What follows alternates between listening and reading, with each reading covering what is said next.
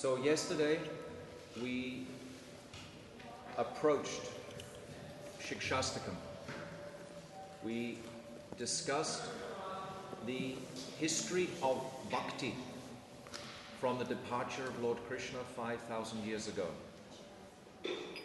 We discussed how the current of Bhakti is flowing for the previous 5,000 years. We talked about flowing through the Alvars first, then it was somewhat checked by Buddha avatar, and then Sankaracharya manifested to bring the Vedic teachings back into India, and then the four sampradayas manifested. So the four sampradayas were principally discussing various aspects of the philosophy that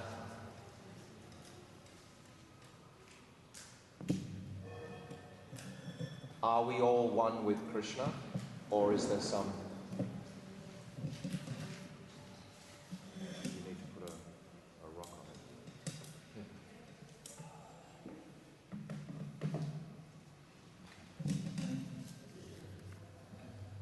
it. Okay.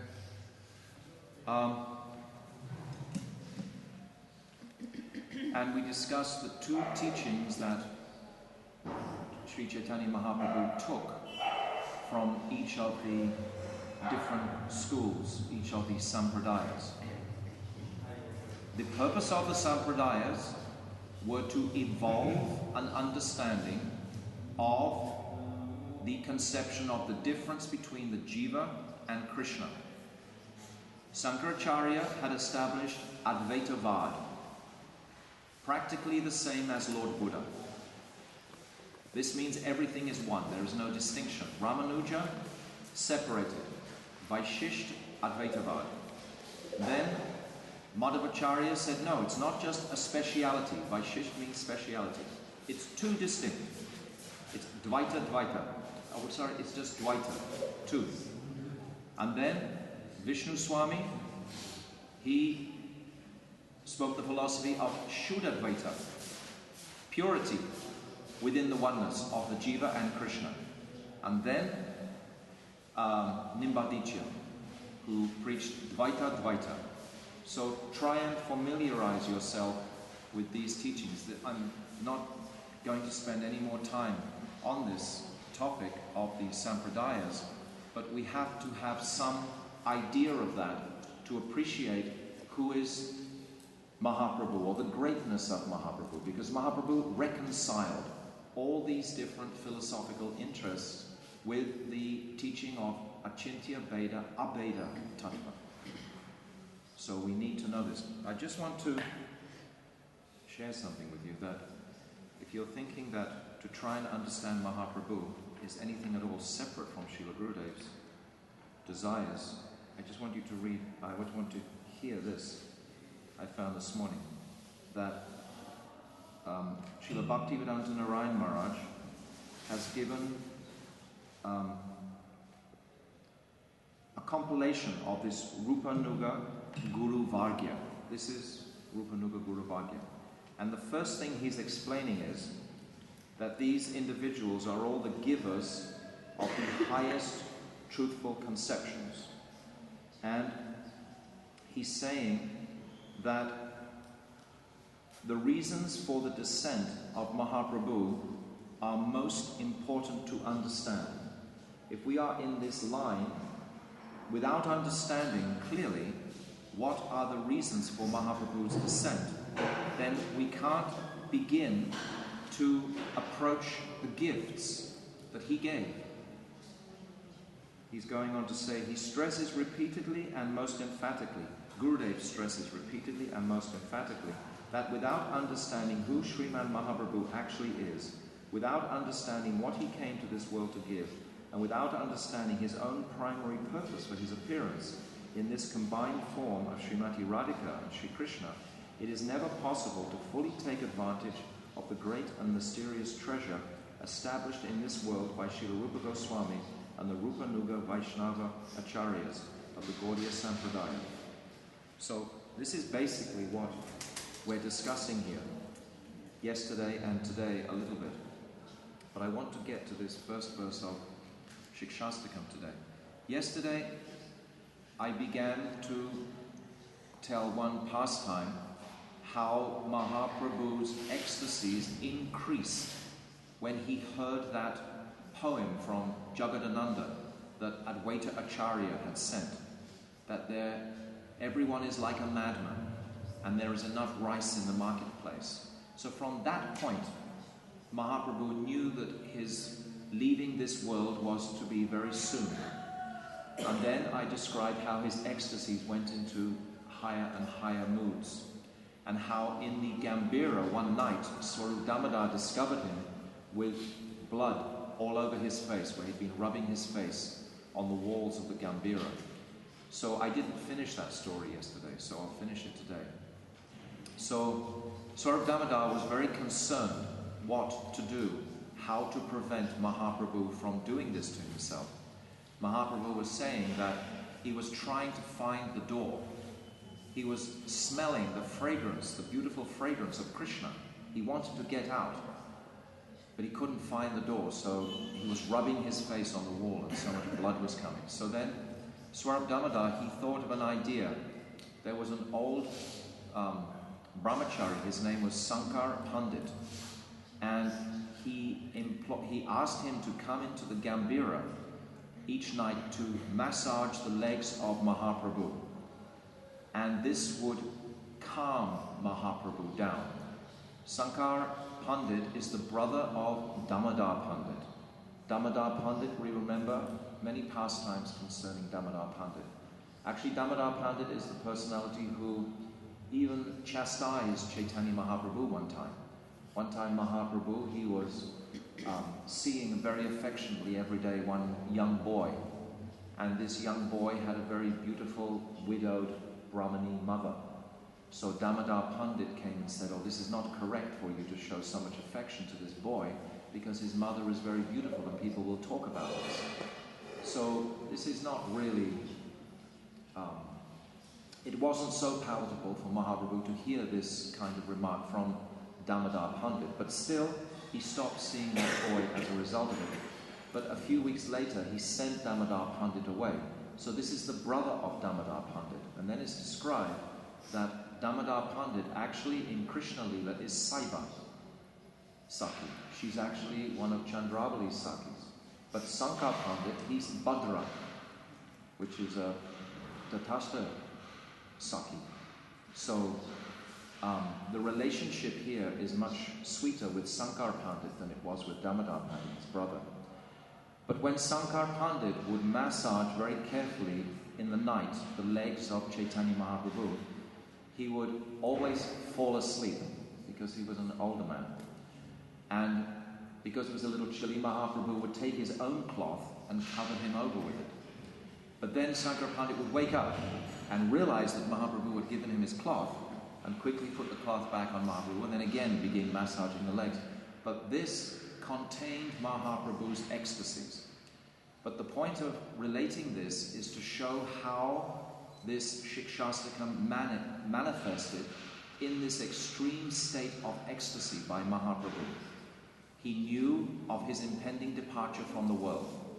And then in the 20th chapter of Antya Lila in Chaitanya Charitamrita, he manifests this Shikshashtakam.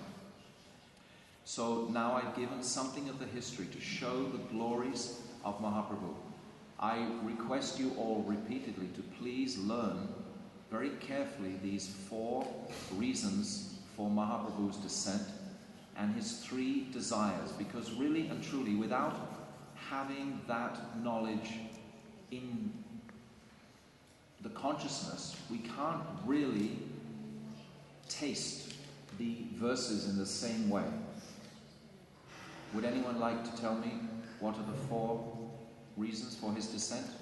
Can someone tell me just straight away? Sadhana. I've done with you so many times. First reason for Mahaprabhu's descent. Ну, 2 внешних и 2 внутренних причины нисхождения Mahaprabhu. Translate for me. 2 external reasons and 2 internal reasons. Okay. Внешние причины, внутренние причины нисхождения — это то, что Чайтанья Махапрабху хотел ответить на зов Адвайта Ачарья и то, что он хотел испытать чувства, те, которые испытывает Шримати Радхарани. So two internal reasons are, first, he answered the call of Advaita Acharya. First reason. No, tell me the first. Первая причина. Please, you have to have this. It's not academic. It's not like I'm just learning numbers. Try and feel it. Why did Mahaprabhu come to this world? What was the first principal reason that he came to this world? The first reason. Потому что он хотел испытать те чувства, которые испытывает Шримати Радхарани. Because he wanted to feel what Radharani feels. Yes, but the way we would say that, because we want to become educated. Yes. No, this is the desire. We wanted to understand articles. That's the desire also. Babas, we have to get this right. Okay. Tell me. To taste his own sweetness through. That's correct. That's correct. Who can tell me a better answer? Yes. Who was saying that? Sorry? Yes. Thank you. That's the answer. Ujjvala or what? Unnata Ujjvala. Unnata Ujjvala. Rasa. This is why Mahaprabhu came. Be very clear. Write it down. I'll ask you tomorrow. It's important. How can we examine this topic of Shikshashtakam without appreciating who is Mahaprabhu? And the first aspect is to appreciate why he advented. Why did he come? Now this is what I explained in detail yesterday, the history. But the first reason, Prem Ras Niryase Korite Ashvadam. Prem Ras. He wanted to taste Prem Ras. What sort of Prem Ras? There are many sorts of Prem. Vaikuntha Prem, Dwarka Prem, Mathura Prem. What sort of Prem? It was Braja Prem, the highest Prem. Unnata means topmost. Unnata, topmost. Ujjvala, brilliantly shining. Such a beautiful word. Unnata Ujjvala, yes, you said completely correct. Unnata Ujjvala Ras. This is why Mahaprabhu advented. I explained yesterday, one hand he's dancing. He's tasting this ecstasy. You don't bring in Advaita Acharya immediately. He's somewhat down the track. He's like in another sort of conception. If you say like this, it makes me think, oh, it's just like academically learning something. You know, don't approach it this way. Try and approach it with some sort of sense of realization. Who is this person? This person is Krishna. And I explained yesterday, as Didi just explained, that he wanted to taste himself. Sugar wants to taste sugar. So what is that taste that he wants to experience? It's Unnata Ujjvala Ras. And then, there are three other reasons, but we want to know, what is that Unnata Ujjvala Ras? Is it just a word, just a beautiful word? How can we understand that Unnata Ujjvala Ras? We understand it, it's made up of those three desires that Mahaprabhu had. And then this comes, these three desires. This is the reason Mahaprabhu came, but to explain it to a group, because we all have to go into the world and explain this truth. We're trying to assimilate it now ourselves in Vrindavan by the mercy of the Dharma for the purpose of our own realization, but also to speak this, because when you speak this, this is when you really start to understand it more and more. If you ever get an opportunity to speak, and we should speak, Chaitanya Mahaprabhu should become more famous than Jesus Christ. Why not? Mahaprabhu is God himself, Krishna. And it's up to us to manifest that. No one else is going to. There's no other army sitting somewhere behind the clouds that are suddenly going to come. It's up to us. So we should take some care to understand this. So the first reason, Prabhu, to taste Unnata Ujjvala Ras. And the second primary reason, not internal, primary, is to give that. Because this is in line with the verse. Prem Ras Niryase Korite Ashwadam Rag Mag Bhakti Loke. Bhakti. Bhakti loke, bhakti to the whole world. Bhakti loke, karito rachan. To give this bhakti loke to the world. Rasik Shekha Krishna, Parama Karunya. Rasik Shekha Krishna. And he's so compassionate. You see, simultaneously, he's tasting and giving. So understand this deeply. So that's the first reason. Second, to give. Third, to answer the call of Advaita Acharya.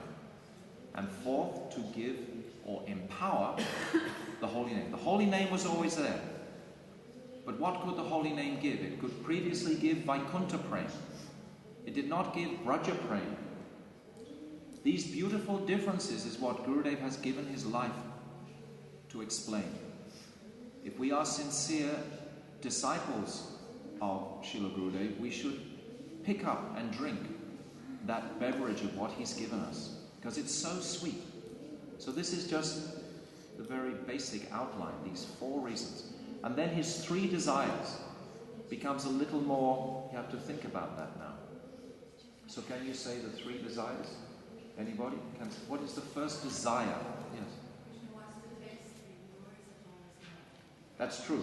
It's better to say, like the translation says literally, to understand. Understanding is different to tasting, isn't it? Tasting is something more, you would think, relishable. But understanding is something more in the mental quantum. It's something like that we appreciate. We appreciate the glories of Radha's love. Mahaprabhu wanted to appreciate the glories of Radha's love so he could share that understanding with all the jivas of the greatness of Sri Radha. So much glorification of Radha we have heard for years, and this is all due to the mercy of Mahaprabhu. Without Mahaprabhu, we would not understand. We sang that song yesterday, Yadi Gauranga Nahite. This is saying, without Mahaprabhu, if he had not come, how could we understand the glories of Sri Radha? Now, yes, second. You mean like technically, like philosophically understand it? There are 7 or 8 glories that are enumerated in the Adi Lila chapter 4. For example, Krishna is the controller of all the worlds, but Sri Radha controls Krishna. Krishna is the dancing pupil of Sri Radha. Krishna, he bewilders the worlds, but Radha bewilders Krishna. And even though Radha has such potency over Krishna, she is the most humble person in creation.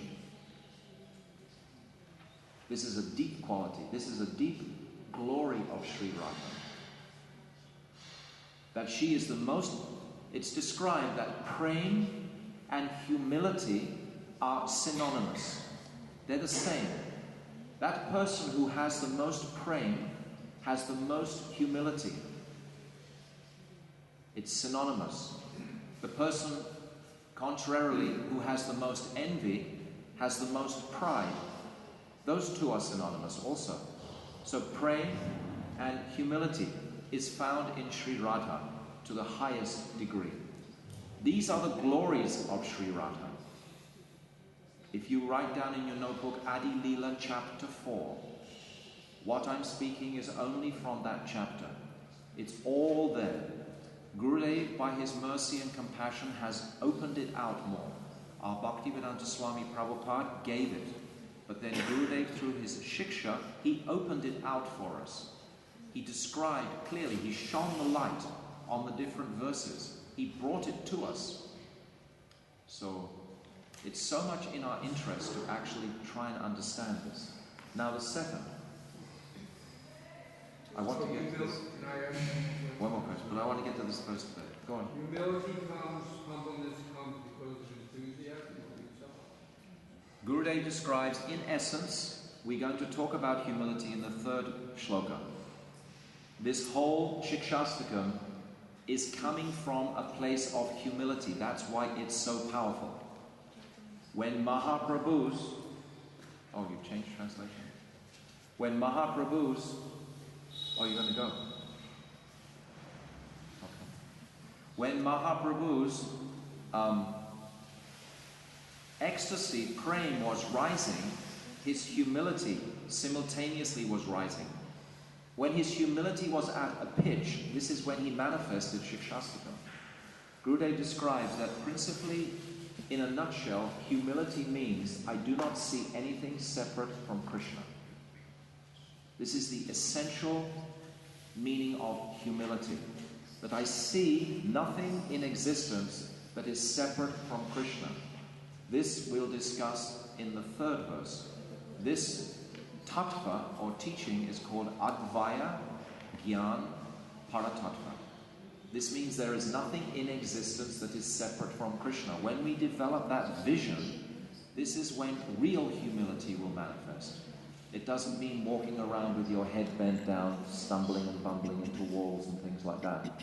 That doesn't, or feeling bad about yourself or having no self-confidence. That's nothing to do really with humility. Actually, usually that's the opposite.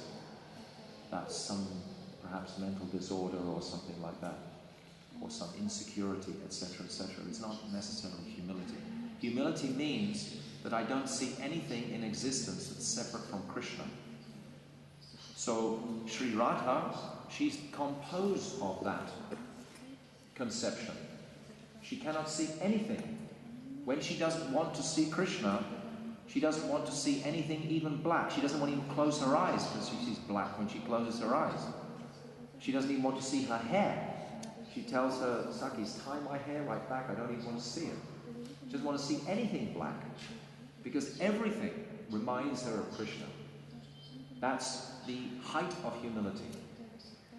So these are some of the glories in a little detail. It wasn't my intention to speak so much on this topic. I want to introduce the Shikshashtakam, where actually all these topics will be opened out. So the second desire of Mahaprabhu, who can say? To experience Srimati. No, it's not. To experience the wonderful qualities in Krishna that she alone experiences. Perfect. Write it down. You can't wing it. It doesn't work. It doesn't have the same crunch. Can you Yes, repeat it again, loudly. to experience the wonderful qualities in Krishna that she alone experiences? Or you can say to taste or experience. The verse in Sanskrit is adbhuta, which means astonishing, madhurima, which means the sweetest qualities. Krishna wants to taste his own qualities that Sri Radha perceives in him. And the example is of a mother. A mother can see qualities in her child that no one else can see because of her great love for that child. The mother will see special qualities that no one else sees. Mother's love is described as higher than father's love. Father's love is something conditional. Mother's love is much deeper, in one sense. She can see specific qualities that no one else can see in her child because of her love. So similarly, Sri Radha can see certain qualities in Krishna that no one else can appreciate because of the depth of her love for him.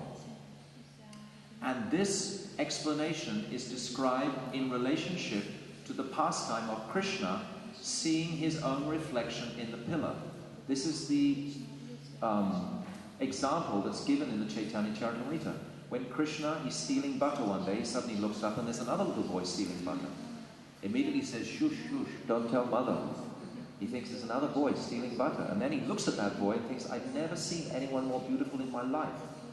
And then he tries to give him a sweet, he tries to embrace it, then he realizes it's my reflection. But he wants to taste that beauty of that boy. But how can he? This is the second desire. It's very deep.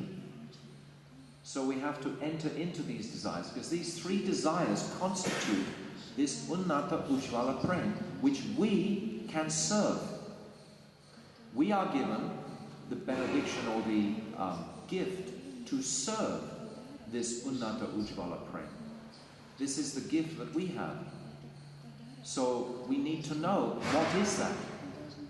We can learn it something on an academic level, but if you chant and take the name deeply, then it will become like more of a realization, day by day, or even hour by hour.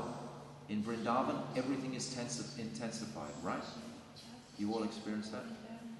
It's pretty intense. It's the nature of the Dham. That's why we love it. When we leave Vrindavan Dham, everything goes flat. People really take a long time to say things outside. But here, everything's like high-powered. It's all intense, all going on.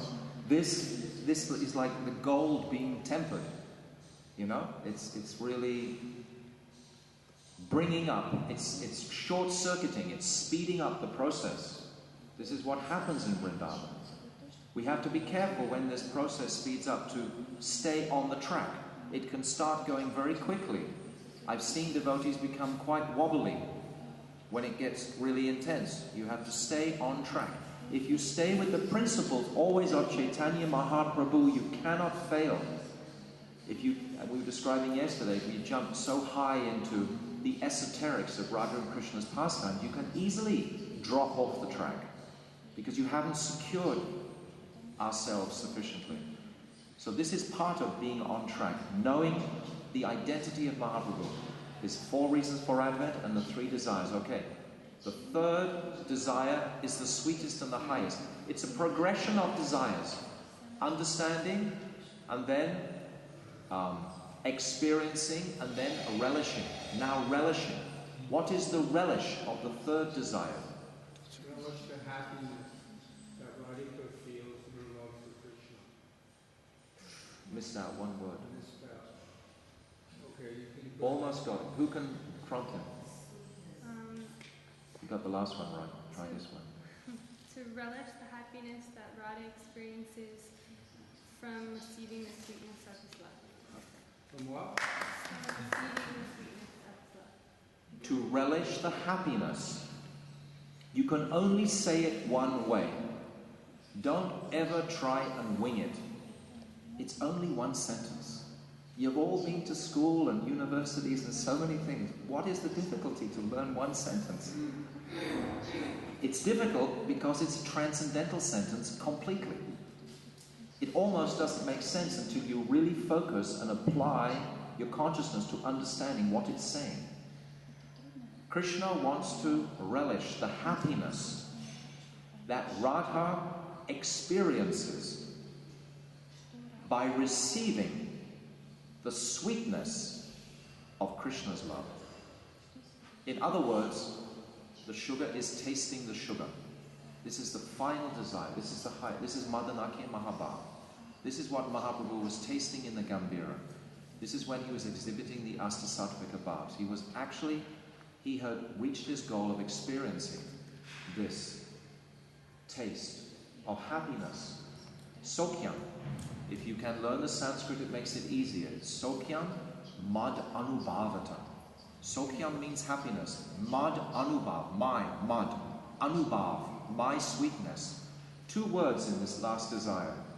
Happiness and sweetness. It's the sweetest, happiest desire. Not just happiness. Sweetness is there also. So it's double. This, my dear friends, is Unnata Ujjvala Ras. This is what it is. It's the picture of it. Now, by our sadhana bhakti, by the mercy of Guru, we can enter something into that. So at least we have the framework. We have, the road is there. Once the road is there, then we can carefully walk on it. But we must know where the road is. Gurudev has said repeatedly, he asks in every single festival he's ever been, what is the definition of bhakti? Anyavilasata shunyam jnana karmadi anavritam anukulyena krishnanu bhakti uttama. What is bhakti? Then he'll explain. He'll also say, what is the means to attain the bhakti?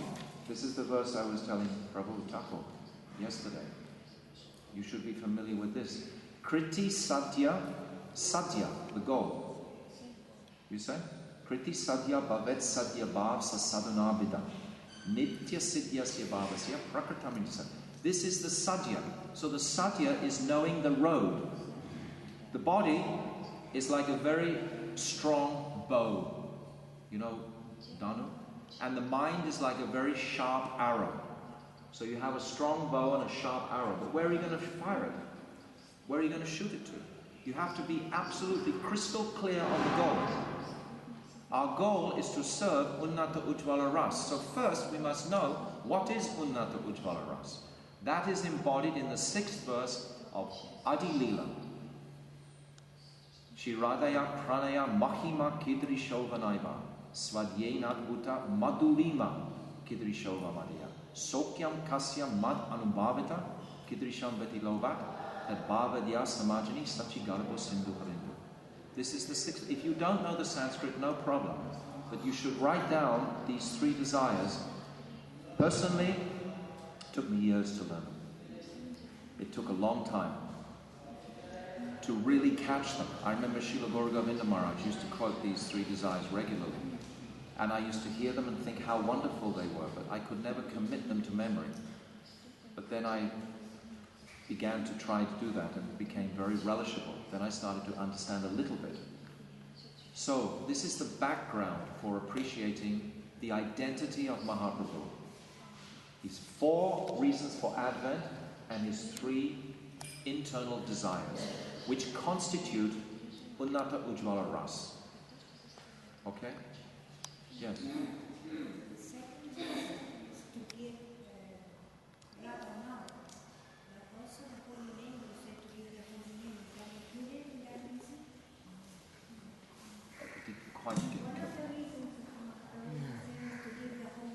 For his descent, yes. Is that included to give Radha?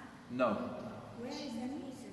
You didn't mention. I don't want to confuse you, but remember yesterday I said you could give it in the order of primary or secondary. Or you can give it as internal and external.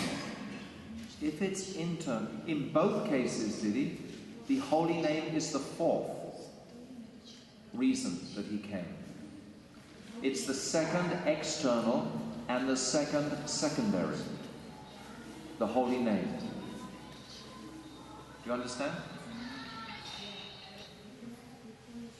So first you can say is Premaras. Second, we will do primary and secondary today. Second is giving Rag Marg. Third is Advaita Acharya, and 4th is the holy name. These are the 4 reasons for Mahaprabhu's Advent.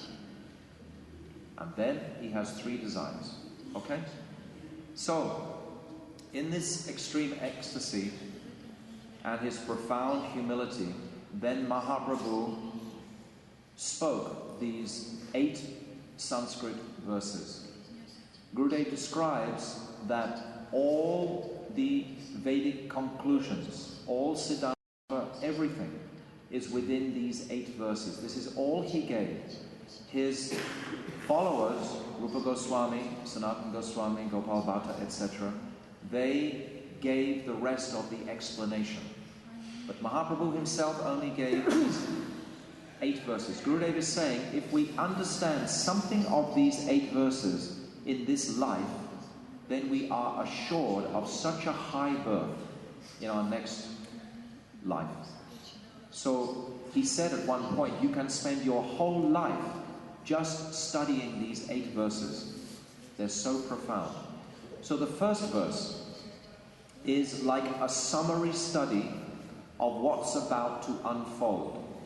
The first verse contains 7 jewels, 7 truths.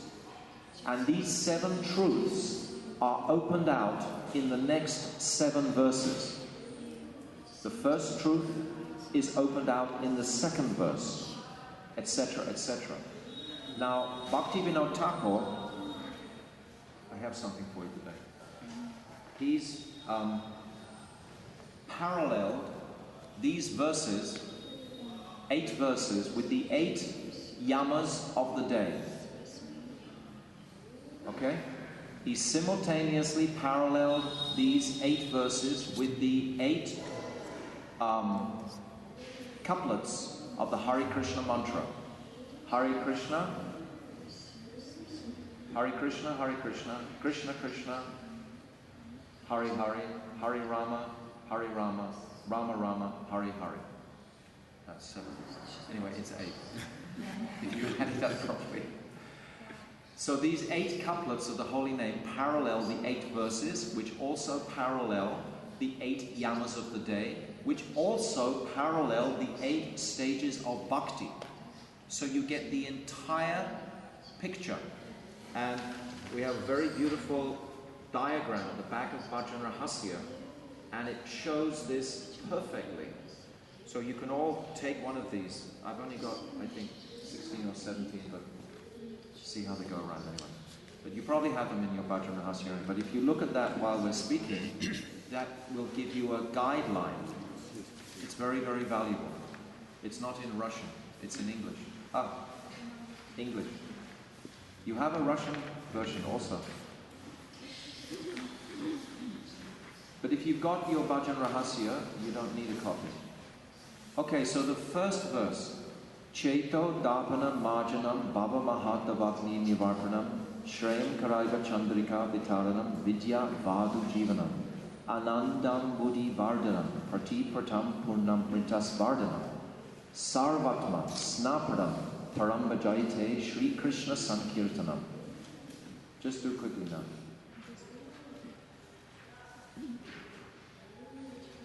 So,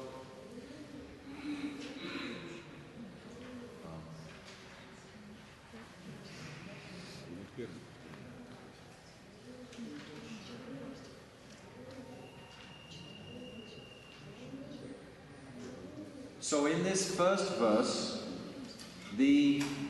everything is aimed at Param Vijayate Shri Krishna Sankirtanam. What are the jewels of performing this? Quickly, Thakurji, sit down. Everyone gets so distracted so quickly. Don't worry.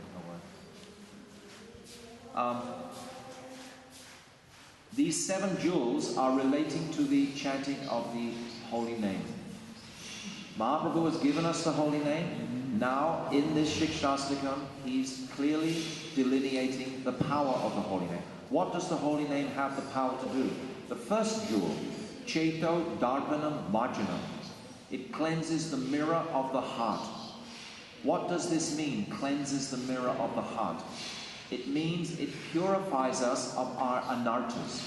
This first verse is also parallel to Nishanta Lila. Nishanta Lila is when the sun is first rising on the horizon. It's dissipating the dense darkness. So when the sun of Nam rises in the heart, it immediately diffuses the darkness of ignorance. What is the darkness of ignorance? Srila Vishwanath Chakravarti Thakur and the other acharyas are so compassionate that they have clearly described the nature of the darkness of ignorance. It is our attachment to useless objects or useless conceptions. Anartha, nivritti. Artha means wealth. An is a prefix which means useless. It has no wealth. And nivritti is the path of negation. Actually, our path is artha, which is wealth, pravritti. This is actually our path. But we have to first clear the stage of anartha nivritti. So I'm just going to go briefly through the principal anarthas, because the acharyas are so compassionate that they've delineated these very clearly so that we can see them, and then once you understand the enemy, then you can defeat him. It's like, for example, a mad person. If a mad person knows he's mad, then he's not mad anymore. Right? Correct? It's true. Once you know the problem, then you can rectify the problem. If you don't think you've got a problem, if everyone's telling you you've got a problem but you don't think you have it, you'll never be clear of it. So this is the kindness of the acharyas. They tell us what our difficulties are. Mayamu dasya jivasyo neonata chaturavido hritu balyam chaparado satrishna swarup satbrahmam. These four principal anarthas. So the first is Swarup Brahm. Swarup Brahm means illusion. Swarup. And Brahm in this context means illusion of the consciousness, of my vision. Swarup Brahm. I'm just going to go briefly through these now. So Swarup Brahm has four divisions of it. I'm illusioned about my identity. I'm illusioned about who I should worship. What is the path? It's called Paratattva Brahm. I'm not sure if I should worship Shivji, if I should worship Ganeshji. Like this, I'm not sure who is my Ishtadev. Should I worship Krishna? Should I worship Sri Radha? Who is my Ishtadev? So this is an anartha. It's a place of ignorance until I am sure who is my Ishtadev. Who am I to worship? I must become personally convinced of my path. I described just previously, unless we know the sadhya, there is the sadak, the sadhan, the sadhya, all tutored by Sadguru. It's all sad. Sadhan, sadhya, sadak, and Sadguru. Sad means perfect. There's the perfect practitioner, the perfect path, the sadhan, the perfect goal, the sadhya, and the perfect guru, the Sadguru, Satguru. This is all perfect. So we must clear this ignorance and understand that. So the first or the second rather of Swarup Brahm is Paratattva Brahm, not knowing which is the right path. The third is Sadhan Sadhya Brahm.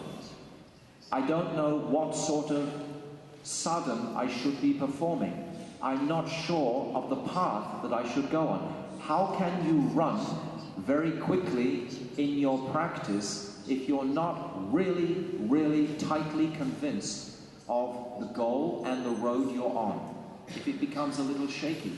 Sometimes when Sri Guru leaves the planet, it can become a little clouded, because perhaps some individuals may be endeavoring to direct, and perhaps they're not qualified to direct yet.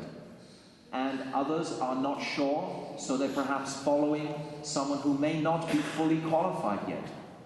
So it can become quite confusing. We have to individually at this time take deep shelter of Sri Guru in the heart. Take deep shelter of our practice of Nam in the heart. Individually. We have to understand where I'm going, what I'm doing. Don't necessarily depend on any group now. Depend on the teachings you have received and heard, and follow where you feel absolute confidence. But you have to develop that faith internally. We have to know what is that shraddha in our hearts. Where am I going? Because now if the Uttam Bhagavat, if the Mahabhagavat is not showering us with clarity, then it can become bewildered with lesser individuals trying to direct us. They may not be correct. They may be correct or may not be correct. But we should know clearly what is the sadhya and the sadhan. If we don't, it's an anartha. This is what Srila Vishwanath Chakravarti Thakur was describing. And then the fourth illusion is Virod Viyuddha Bhajan Brahm. This means that like Mayavad or impersonal. So there are four aspects to this illusion. One is illusion about the self. One is illusion about who to worship. One is illusion about what path I should take. Should I perform Aishwarya? Should I perform Vaidhi, Rag? What is the path I should take?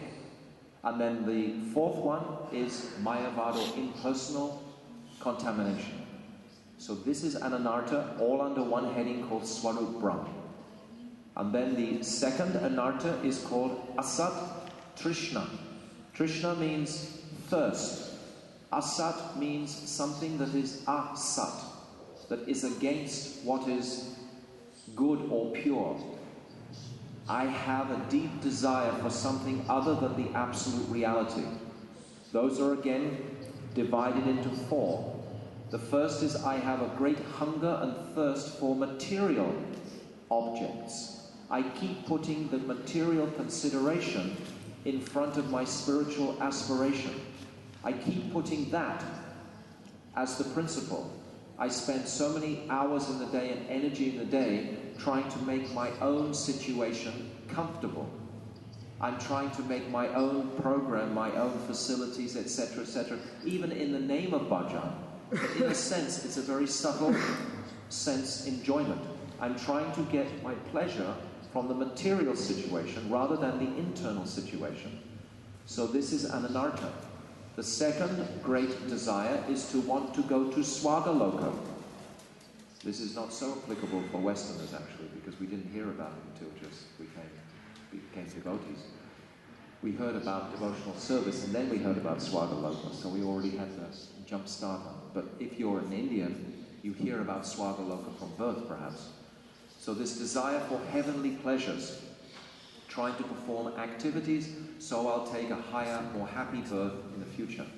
That's the second one. The third one is desire for mystic opulences.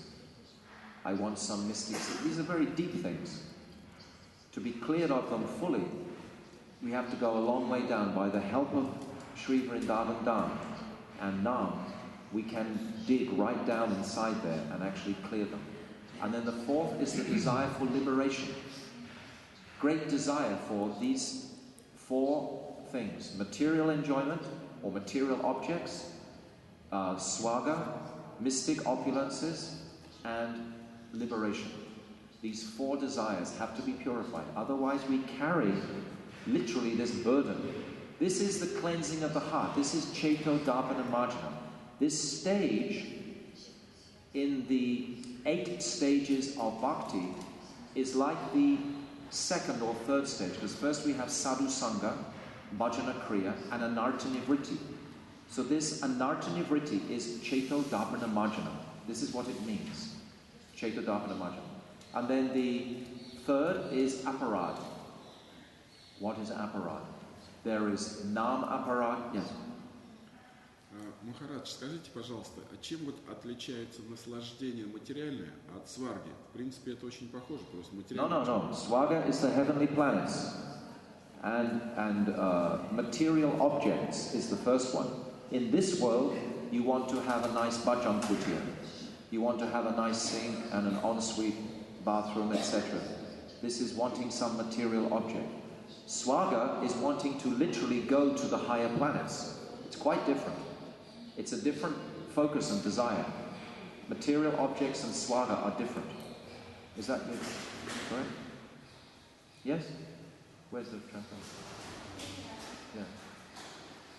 This fourth desire, it's artha, kama, dharma, and moksha?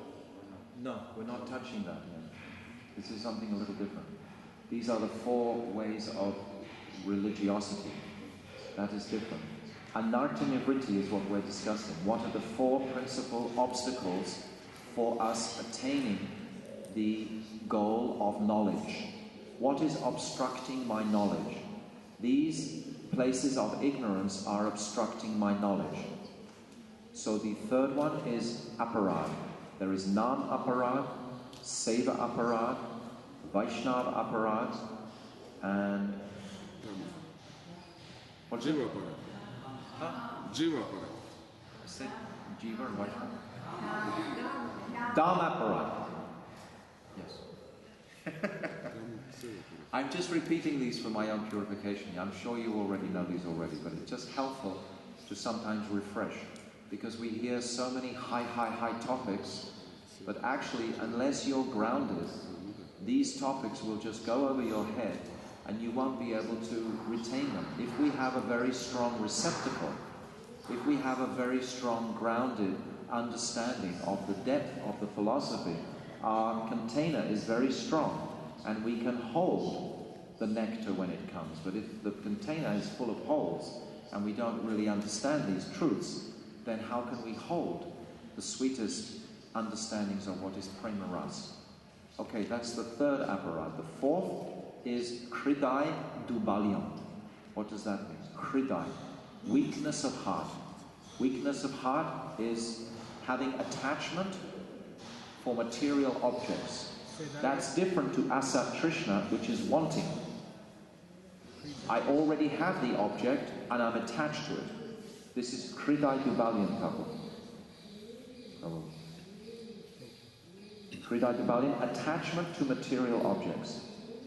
And then, unless they're engaged in one seva, no? Of course. Yes. There are three types of renunciation.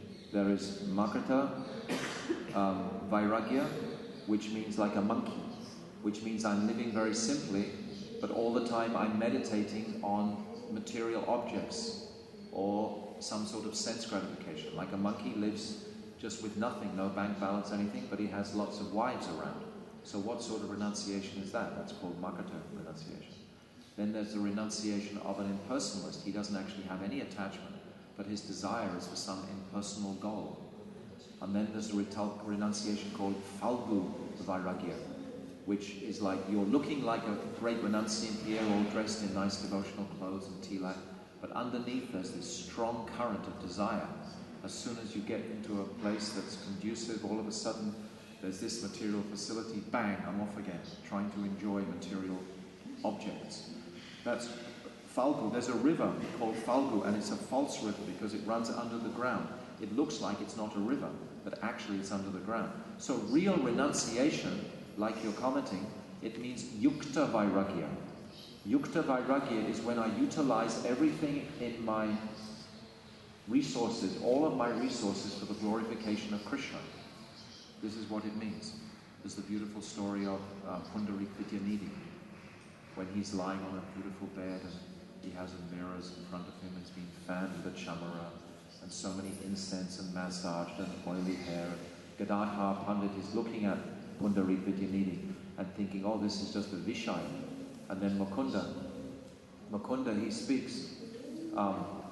There's one verse, Aho Bhakiyam Stana Kalakutam. He starts glorifying Putana, how Putana got the benediction of being a nursemaid in Goloka Vrindavan because she just approached Krishna as a mother. And this is such a compassionate view of Krishna that he would even give Putana, a hideous demon, such a benediction. So when Pundarik Vidyanidhi hears this verse, he goes into complete ecstasy for 6 or 7 hours, just breaks all the mirrors, smashes the bed, rolls around, and just shows his great, pulls his hair out, shows his great deep love and attraction for Krishna. Because the principle is not at all renunciation. We cannot renounce anything. It's just like a person who works in a bank. If a bank teller suddenly puts his hands in the air and says, I renounce all the money in the bank, everyone's going to laugh. Whose money is it? It's not his.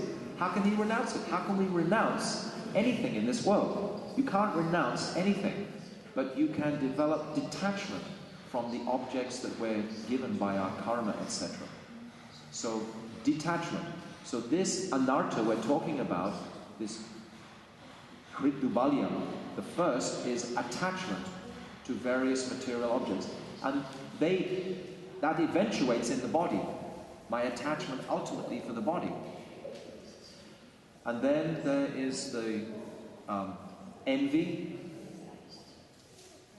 is another attachment. We grow attached to our envious mentality, our criticizing other people, trying to strengthen our own identity or sense of false ego. And then there is pratishta. This is another. And there's one more. I have to look it up. Can't remember everything. I got them all right except one. It's pretty good. One more. What's pratishta? Oh, hypocrisy. What's pratishta? Gopi, tell what is pratishta. Explain, so she can understand. Pratishta is, the desire for recognition. Basically, Srila Bhaktivedanta Saraswati has said that there's a whole forest filled with obstacles to our bhajan, with offensive mentalities. But within that forest there's one huge, huge tree. And that tree is called pratishta. This pratishta is probably one of the greatest obstacles in our bhajan, that we want to make some sort of impression in the world which is probably not quite correct. We want to make ourselves look better than we actually are. It's very important for me to have my reputation very clean. Sometimes people's identity depends on what other people think of them. This is a very insecure place to be. If I'm depending on my identity by what other people think of me, if people like me today, then I think I'm really good. If they don't like me tomorrow, then I think I'm really bad. One day they will like you, the next day they won't like you. It'll flip-flop like that forever.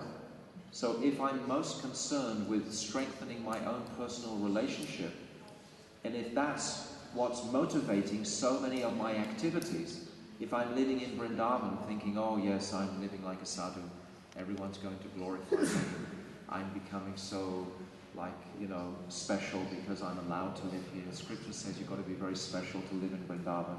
Oh, I must be special deep down. And if you're building in this area, this is giving strength to the false ego. We have a pure ego and we have a false ego. When we first entered this world, the spirit soul so much wanted to enjoy matter. But how can spirit ever enjoy matter? It's simply not possible. Totally not possible for spirit to enjoy matter. So Sankarji, Shivji, he gives the jiva a false conception of himself, which is made of matter, made of the 25 material senses, so that he thinks he's matter, so that he thinks he can enjoy the material world. This is called the false ego.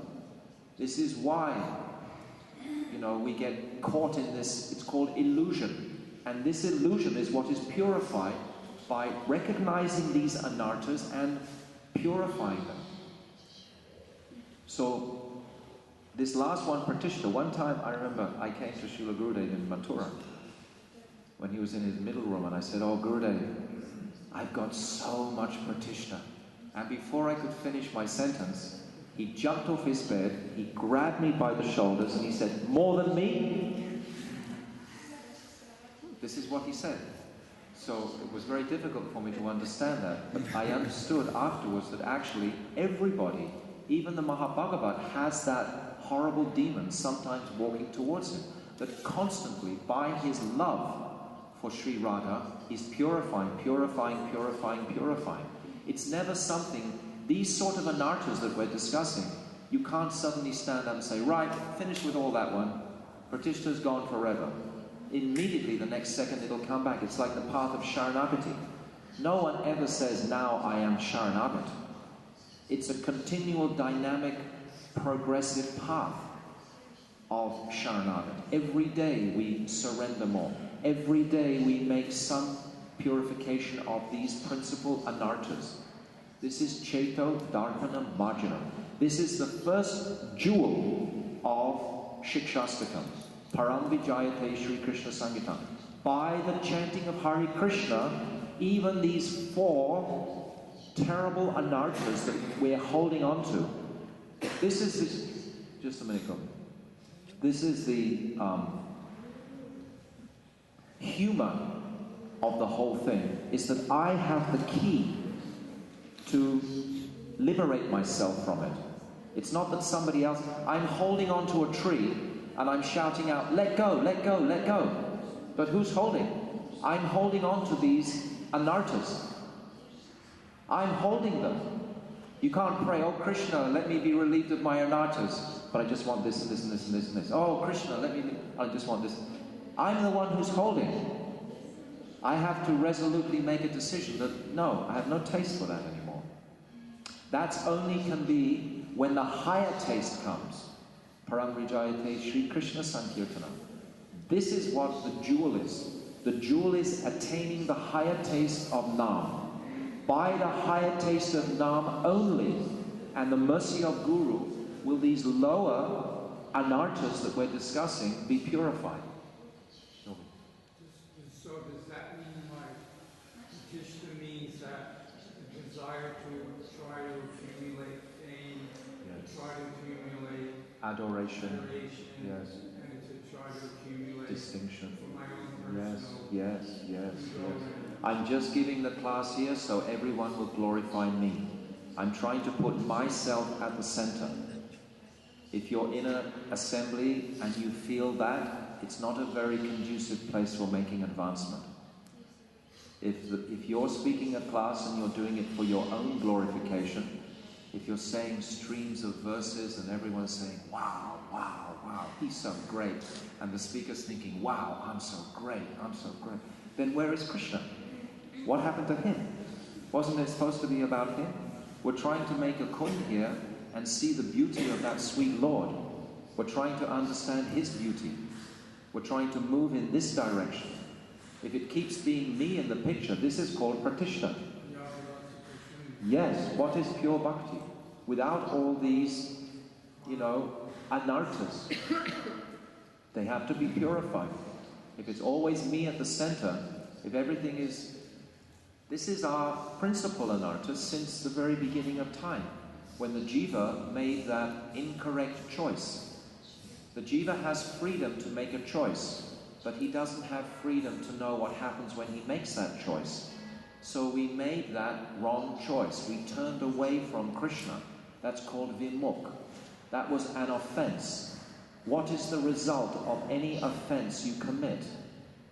Who knows? What happens when you make an offense? Material desires spring in the heart immediately.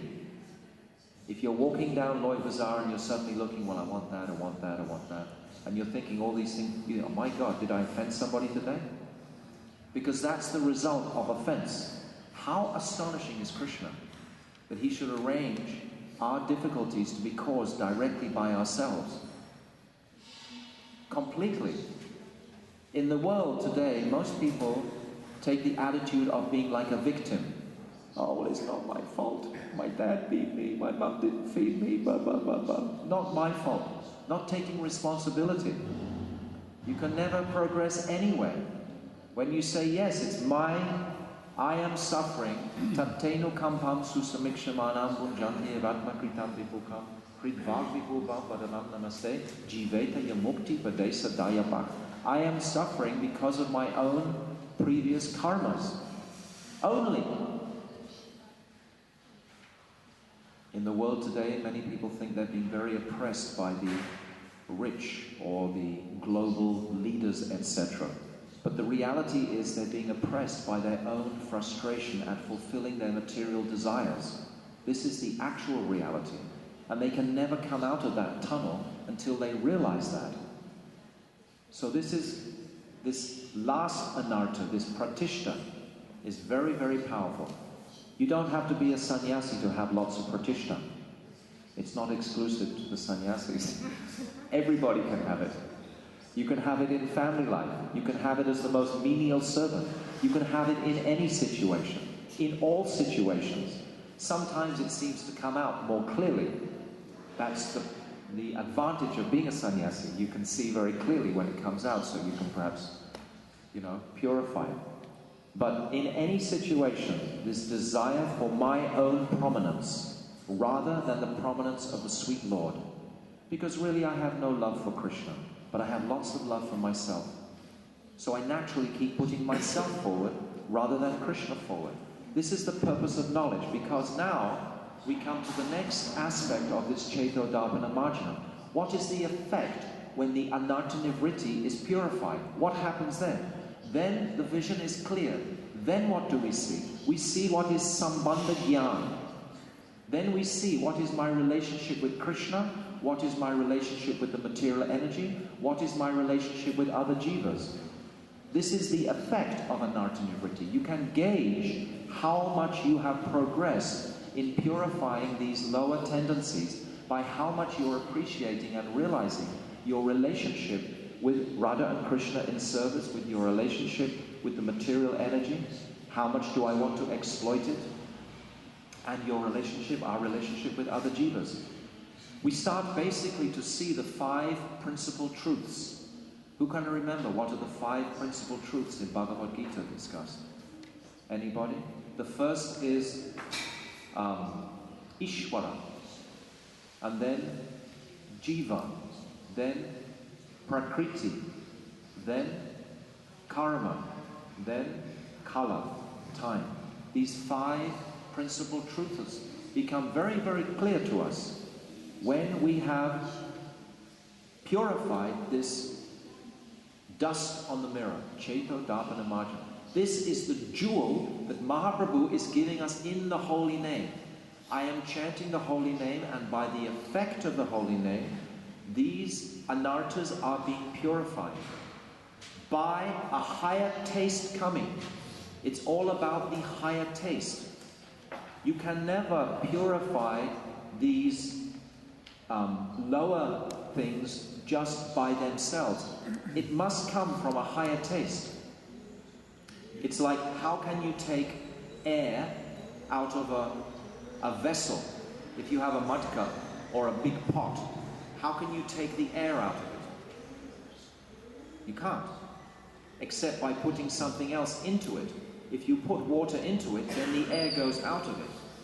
If you put Krishna and his sweet pastimes into your heart, automatically these negative aspects will go out of the heart. So most of the time we like to discuss the sweet pastimes of Krishna because it's filling up the heart with sweetness and it's eradicating this darkness by itself. But for the next few days, people are yawning now, it's getting close to the time.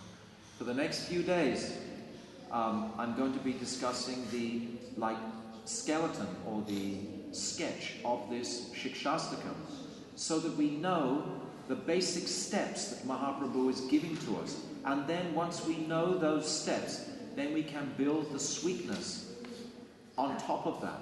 It's like I gave yesterday, the analogy of a musician. He learns the notes, he learns the chords. He sometimes has to stool and sweat getting them together. Once he's got them together, then he can fly with the music. But until you've actually got the notes, how can it really make a beautiful sound? Okay? So this is in principle anartha nivritti. So Maharaj, there's one there's question a here. few more minutes left. There's one question, Maharaj. Okay. Rishi. Like you're saying about the sannyas, you don't have to be sannyas to be having pratishta. So there's a saying, the pauper is proud of his penny. Yeah, that's interesting. Yeah. Even a person who has nothing, he's still thinking he's got so much. Usually the most ignorant people, any Australians here? When I go to Australia, they're usually the most puffed up. Because actually they don't have such a high footing. They have a different mentality of their lifestyle. So they're often, if someone has more ignorance, definitely he is more proud. Always, always, always. That grossly ignorant person is not. And also, as you become purified, we become more conscious of the impurities within us. The attachments, and it seems like when you get more of an intensity happening, you really want to get rid of it, but you're not able to let go just yet. But the desire, the intensity of that desire will bring you to the point where you'll be able to let go. This is absolutely true, but I want to say something, add a comment to what you said. He's saying that when the intensity of our bhajan determines how we can actually purify these desires. But these desires themselves are not something that we actually want to reflect on. I was walking with Gurudev in Australia, and Govinda Bhakata Ashram Maharaj at that time. You were probably there.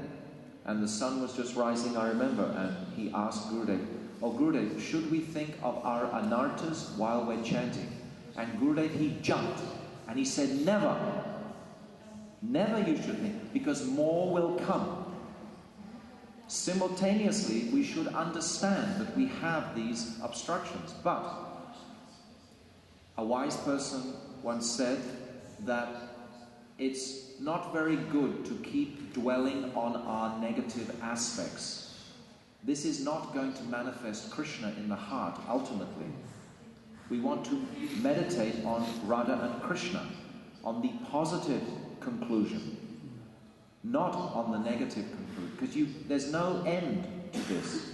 But today in this particular class we're describing this particular jewel, and it's called anartha nivritti. So we have to explain what is anartha nivritti and how we can utilize this truth to purify our lives. But in essence, we shouldn't go too much into regrets about this and that and the other. We should go more into how beautiful and wonderful is Krishna. This is the path where this automatically goes. By taking to the high road, like if you have $1,000, your small debts are already paid for. So we shouldn't dwell on these things. Because, if we do and we start to think, oh yes, now I'm making improvement here, what's going to happen? Right at that time, pride will come. Oh, look what I have done. Oh, I have done this. I have conquered over this. We cannot conquer over anything. But it's by the sweetness of the taste that we forget. It's like a ghost. If a ghost is bothering us and you keep giving it lots of attention, it'll keep on bothering you.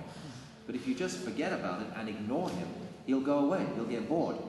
Similarly, these anarthas, if we keep on practicing our seva more prominently, moment by moment, how can I perform more pleasurable seva to Radha and Krishna? Because we sometimes think, in life, what do I want? We have to go to this place of desire. And it's described in a later stage, in a later jewel, that the devotee should cultivate 3 types of desires. The first is called Bhagavat Prapti Abhilas. This means the desire to attain Krishna. How high is that? Beautiful desire. But higher than still that is Anukul Abhilas, the desire to do something favorable for Krishna. And then higher again than that is Sohard Abhilas, the desire to make friends with Krishna. So you see, it's a gradation. Do I want to just perform devotional service or loving devotional service? Everything is in gradation. But anartha nivritti is something that occasionally we should hear about. We should recognize that I have these obstacles. They sometimes very clearly manifest, and how to purify them. But the way to actually completely purify them is to be embracing a consciousness of remembrance of Radha and Krishna's pastimes. This is the process. It's like thinking, feeling, and willing. If you think of something, eventually you start feeling, and then you start willing. So instead of thinking of the anarthas and all your bad habits, if you start thinking about Krishna, eventually you start feeling it in the heart. Because you get purified by thinking and meditating on those things. And then eventually the desire to actually obtain that will come. Yes, absolutely. Gurudev spoke this so many times. There's a beautiful introduction in Venu Gita, which really describes this strongly. Like to enter into Raganuga Bhakti, it's not something that you have to work on your anarthas to enter into it.